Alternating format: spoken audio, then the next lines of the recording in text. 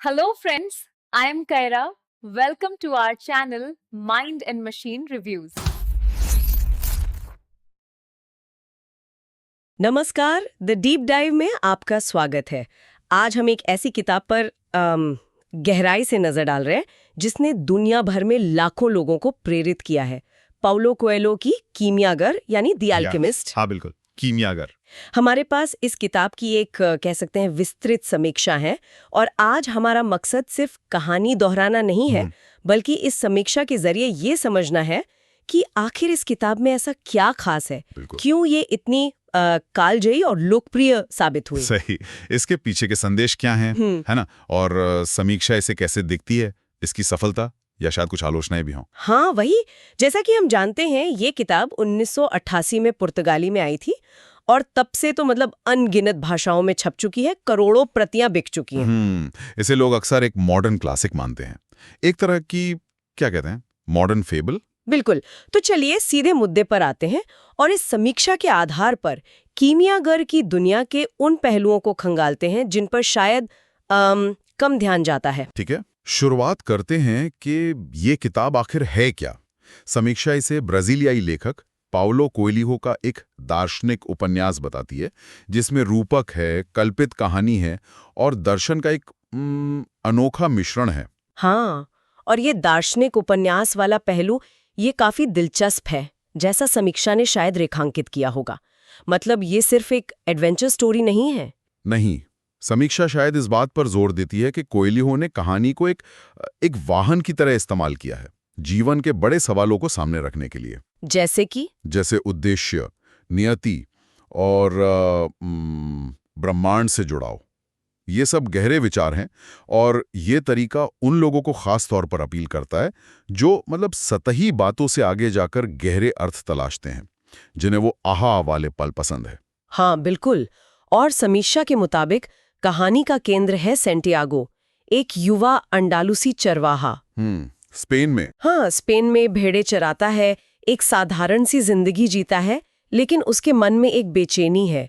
उसे बार बार एक सपना आता है कि मिस्र के पिरामिडों के पास कोई खजाना छिपा है। अच्छा, एक ही सपना बार बार। हाँ, इतना लगातार और प्रभावी होता है कि वो अपनी भेड़ें बेचकर अपनी पूरी जानी पहचानी दुनिया छोड़कर उस खजाने की तलाश में निकल पड़ता है। तो ये सिर्फ खजाने की तलाश नहीं रही फिर? नहीं, ये एक तरह की आत्मखोज की यात्रा बन जाती है और रास्ते में उसकी मुलाकात कई दिलचस्प किरदारों से होती है। पर इन मुलाकातों को जहां तक समीक्षा की बात है, वो महज संयोग नहीं मानती होगी, है ना? नहीं, बिल्कुल नहीं। जैसे एक जिप्सी महिला है जो उसके सपने का मतलब समझने में मदद करती है। हाँ। फिर आता है सालेम का वो रहस्यमयी राजा मिल्कीज़ेडेक। हाँ, मिल्कीज़ेडेक। समीक्षा के अनुसार मिल्कीज़ेडेक का किरदार खास तौर पर महत्वपूर्ण है, क्योंकि वही व्यक्तिगत गाथा या पर्सनल लेजेंड का विचार पेश करता है। पर्सनल लेजेंड ये क्या है, इसे थोड़ा और खोलते हैं समीक्षा के हिसाब से। हाँ, समीक्षा इसे इस तरह देखती है कि ये हर इंसान के जीवन का एक अनूठा उद्देश्य है, एक नियति। अच्छा। वो काम जिसे करने के लिए कायनात मतलब यूनिवर्स उसे प्रेरित करती है,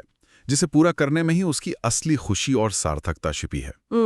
मिल्कीज़ेडेक सैंटियागो से कहता है, और ये शायद किताब की सबसे फेमस लाइनों में से है कि जब तुम सच में कुछ चाहते हो तो पूरी कायनात उसे हासिल करने में तुम्हारी मदद करने की साजिश करती है। वाह। ये विचार, जैसा समीक्षा बताती है, किताब की आत्मा है और इसकी जबरदस्त लोकप्रियता का एक बड़ा कारण भी। मतलब ये हर पाठक को लगता है कि हाँ, मेरे जीवन का भी कोई गहरा मतलब है। तो ये पर्सनल लेजेंड का कॉन्सेप्ट ये सैंटियागो की पूरी यात्रा को एक दिशा देता है। वो स्पेन से अफ्रीका पहुंचता है। वहां उसकी मुलाकात एक क्रिस्टल व्यापारी से होती है।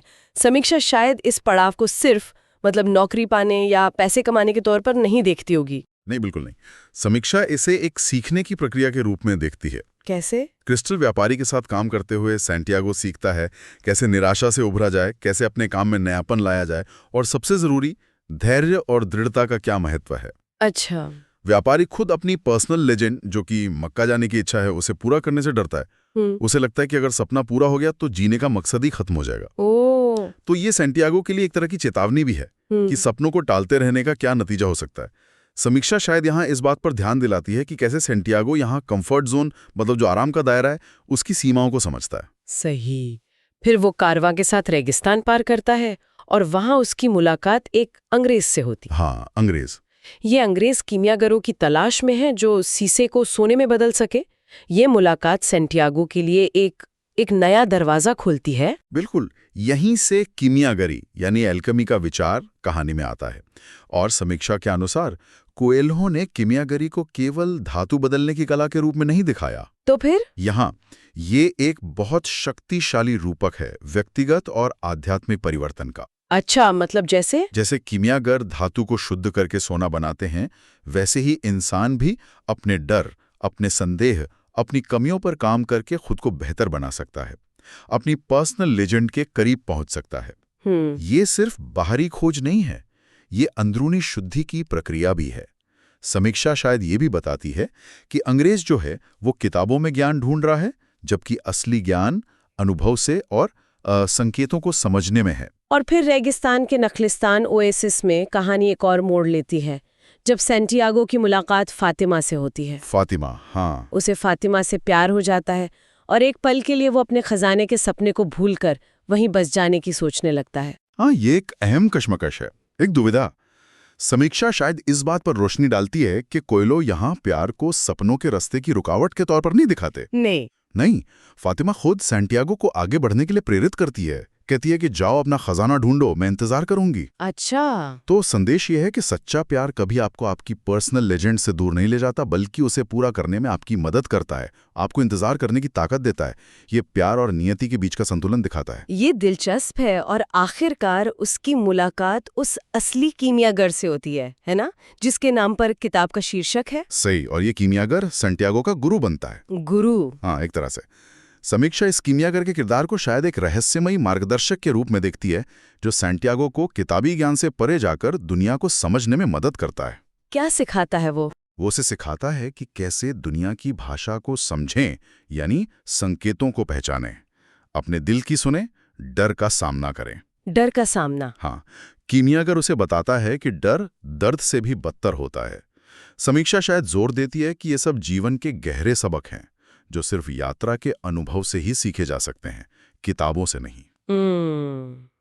यहाँ तक तो कहानी का सफर है, लेकिन समीक्षा जिस मोड़ को सबसे दिलचस्प मानती है वो है कहानी का अंत। हाँ, अंत। जब सैंटियागो तमाम मुश्किलों और सीखों के बाद आखिरकार मिस्र के पिरामिडों तक पहुंचता है, तो वहां उसे कोई खजाना नहीं मिलता, बल्कि वहां लुटेरों से उसकी मुठभेड़ होती है और उन्हीं से हुई बातचीत में उसे पता चलता है कि खजाना तो वहीं दबा है जहां से उसने अपनी यात्रा शुरू की थी। स्पेन में? हाँ, स्पेन में, उसी पुराने गूलर के पेड़ के नीचे, जहां उसने पहली बार सपना देखा था। ये अंत कई लोगों को चौंकाता है, और समीक्षा शायद इसी विरोधाभास में, इसी आयरनी में किताब का असली सार ढूंढती है। मतलब ये कि खजाना महत्वपूर्ण था, हाँ, लेकिन उससे भी कहीं ज्यादा महत्वपूर्ण थी वो यात्रा जो सैंटियागो ने की। अच्छा।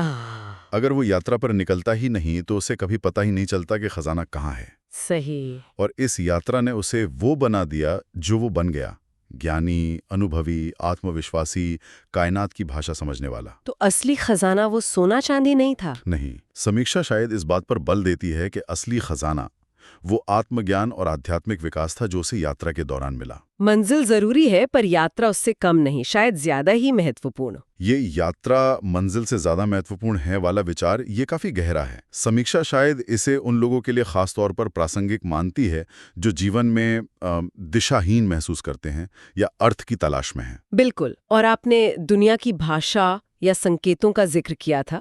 समीक्षा शायद विश्व की आत्मा, the soul of the world के कॉन्सेप्ट पर भी बात करती है। ये क्या है? हाँ, निश्चित रूप से। समीक्षा के अनुसार विश्व की आत्मा एक तरह की सार्वभौमिक चेतना है, एक ऊर्जा जो हर चीज को आपस में जोड़ती है। सब कुछ जुड़ा हुआ है। हाँ, सैंटियागो अपनी यात्रा के दौरान इसी आत्मा से जुड़ना सीखता है, हवा से बात करके, रेगिस्तान को समझकर, और सबसे जरूरी अपने दिल की आवाज सुनकर। ये प्रकृति और अध्यात्म के गहरे संबंध को दर्शाता है। समीक्षा शायद ये भी बताती है कि कैसे सैंटियागो संकेतों जैसे उड़ते हुए बाज को पढ़कर आने वाले खतरों को भांप लेता है। ये दिखाता है कि अगर हम ध्यान दें तो ब्रह्मांड हमसे संवाद करता है। एक बहुत ही पॉजिटिव और कह सकते हैं सशक्त करने वाला विचार है। अब जरा कोएल्हो की लेखन शैली पर आते हैं। समीक्षा इसकी क्या खासियत बताती है? इसे पढ़ना इतना आसान क्यों लगता है? स्टाइल। समीक्षा के अनुसार कोएल्हो की शैली की सबसे बड़ी खूबी उसकी सादगी है। सादगी? हाँ, भाषा बहुत सीधी, सरल, लगभग काव्यात्मक। इसमें जटिल शब्दावली या लंबे लंबे वाक्य नहीं है। अच्छा। पूरी किताब रूपकों और सूक्तियों से भरी है, छोटी यादगार बातें जो जीवन के बड़े सच कहती हैं। समीक्षा इसे एक आध्यात्मिक दृष्टांत या कल्पित कहानी मतलब पैराबल जैसा मानती है। और इसी वजह से ये हर उम्र और पृष्ठभूमि के पाठक के लिए सुलभ बन जाती है। आपको कोई फिलॉसफी का विद्वान होने की जरूरत नहीं इसे समझने के लिए। लेकिन क्या ये सादगी ही इसकी आलोचना का कारण भी बनती है? समीक्षा क्या कहती है इस बारे में? हाँ, अच्छा सवाल है। समीक्षा इस पहलू पर भी गौर करती है। जहां लाखों लोग इसकी सादगी को पसंद करते हैं, वहीं कुछ आलोचक इसे जरूरत से ज्यादा सरल मानते हैं, या शायद थोड़ा भावुक मतलब सेंटिमेंटल। ज्यादा सरल कैसे? उन्हें लगता है कि जीवन की जो जटिलताएं हैं उन्हें शायद कुछ ज्यादा ही आसान करके पेश किया गया है, और जो संदेश हैं वो कई बार दोहराव वाले या क्लीशे जैसे लग सकते हैं, जैसे अपने दिल की सुनो या सपनों का पीछा करो। तो मतलब समीक्षा मानती है कि कुछ लोगों को ये सतही लग सकती है, थोड़ी शैलो। संभवतः समीक्षा शायद ये भी बताती है कि क्योंकि ये एक दृष्टांत जैसी कहानी है, इसके पात्र बहुत गहरे या बहुआयामी मतलब मल्टी डायमेंशनल महसूस नहीं होते। अच्छा। वे अक्सर किसी विचार या सिद्धांत के प्रतीक ज्यादा लगते हैं, जैसे क्रिस्टल व्यापारी डर का प्रतीक है या कीमियागर ज्ञान का। तो जो पाठक जटिल चरित्र विकास या मनोवैज्ञानिक गहराई पसंद करते हैं, उन्हें यह शायद कम आकर्षक लगे। समीक्षा एक संतुलित नजरिया पेश करती है। वो इसकी पहुंच और प्रेरणा देने की क्षमता को स्वीकार करती है, लेकिन वहीं इसकी शैलीगत सीमाओं को भी नजरअंदाज नहीं करती। ये समझना जरूरी है। तो अगर हम किताब की मुख्य शक्तियों को समेटें, जैसा कि समीक्षा में उभरा होगा, तो क्या होंगी वो? 1, 2, 3 करके। ठीक है। समीक्षा के आधार पर पहली ताकत तो इसके सार्वभौमिक विषय हैं। सपने, उद्देश्य, प्यार, डर, नियति। ये ऐसी चीजें हैं जिनसे हर इंसान अपनी जिंदगी में कभी ना कभी जूझता है। हाँ, ये तो है। करती है। तीसरी ताकत, जैसा हमने कहा, इसकी सरल सुलभ शैली और रूपकों का प्रभावी इस्तेमाल। और चौथी शायद इसका संक्षिप्त होना। इसे आसानी से पढ़ा जा सकता है, जो आज के भागदौड़ वाले समय में मायने रखता है। और कमजोरियों या आलोचनाओं की बात करें तो संक्षेप में समीक्षा के अनुसार मुख्य आलोचनाएं हैं अत्यधिक सरलीकरण, जिसे ओवर सिंप्लीफिकेशन कहते हैं, संदेशों का दोहराव, आध्यात्मिक क्लीचे का इस्तेमाल और पात्रों का प्रतीकात्मक होना बजाय यथार्थवादी होने के। ठीक है। तो ये निर्भर करता है कि पाठक क्या ढूंढ रहा है। अगर कोई गहरी दार्शनिक बहस या जटिल साहित्यिक रचना चाहता है तो शायद ये किताब उसे निराश करे, लेकिन अगर कोई प्रेरणा और जीवन को लेकर एक सकारात्मक नजरिया चाहता है तो ये काफी प्रभावी हो सकती है। इन सब बातों के बावजूद इस किताब का प्रभाव जबरदस्त रहा है। समीक्षा इसके असर के बारे में क्या कहती है? ये सिर्फ एक बेस्टसेलर ही नहीं रही, बल्कि एक सांस्कृतिक घटना बन गई। बिल्कुल। समीक्षा मानती है कि कीमियागार आधुनिक दौर की सबसे प्रभावशाली किताबों में से एक है। इसे सिर्फ आम पाठकों ने ही नहीं, बल्कि उद्यमियों, कलाकारों, एथलीट्स और यहां तक कि आध्यात्मिक गुरुओं ने भी अपनाया है। सच में? हाँ, कई लोगों ने कहा है कि इस किताब ने उनकी जिंदगी बदल दी, उन्हें अपने रास्ते पर चलने की हिम्मत दी। वो पर्सनल लेजेंड जैसा विचार वो लोगों के लिए एक मंत्र जैसा बन गया है। ये वाकई दिलचस्प है कि एक इतनी सीधी सादी कहानी का इतना गहरा और स्थायी प्रभाव कैसे हो सकता है। समीक्षा इसका क्या कारण बताती है? क्या लगता है उसे? समीक्षा शायद इसका कारण इस किताब की टाइमिंग और इसके मूल संदेश की जो सार्वभौमिक अपील है उसमें ढूंढती है। टाइमिंग? हाँ, मतलब ये एक ऐसे समय में आई जब लोग शायद भौतिकतावाद से ऊब रहे थे और जीवन में गहरे अर्थ की तलाश कर रहे थे। अच्छा। और पर्सनल लेजेंड का विचार उन्हें एक दिशा और मकसद देता है। ये उन्हें यकीन दिलाता है कि उनकी जिंदगी मायने रखती है और वे अपनी नियति खुद गढ़ सकते हैं।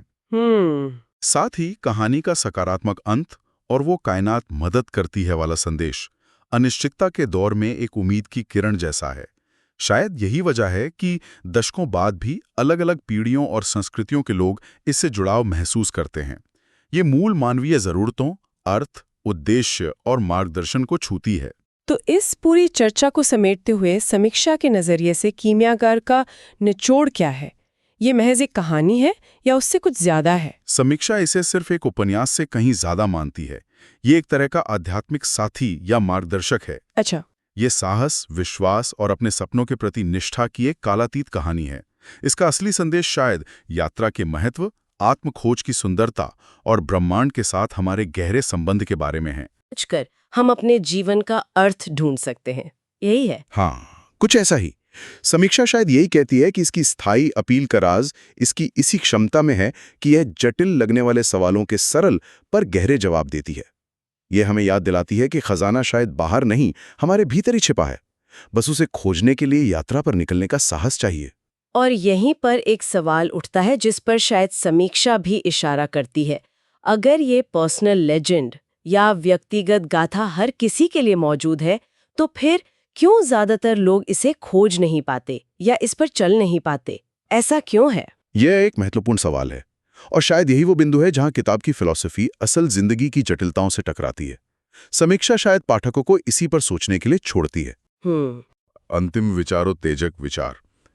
तो श्रोताओं के लिए सोचने का बिंदु ये है, अगर हम मान लें कि हर किसी की एक पर्सनल लेजेंड होती है, तो उसे पहचानने और उस पर चलने में असली बाधा क्या है? क्या वो बाहरी दुनिया की रुकावटें हैं, समाज, पैसा, जिम्मेदारियां? या फिर असली बाधा हमारे अंदर ही है, हमारा डर, हमारा संदेह, हमारी खुद पर भरोसे की कमी, या शायद वो आरामदेह जिंदगी छोड़ने का हमारा संकोच? किताब तो इशारा करती है कि अक्सर बाधा अंदरूनी होती है। इस पर विचार करना दिलचस्प हो सकता है। इसी गहरे सवाल के साथ हम आज की ये गहन पड़ताल यहीं समाप्त करते हैं। उम्मीद है कि मियागर पर इस समीक्षा आधारित चर्चा ने आपको कुछ नए मुमु दिए होंगे।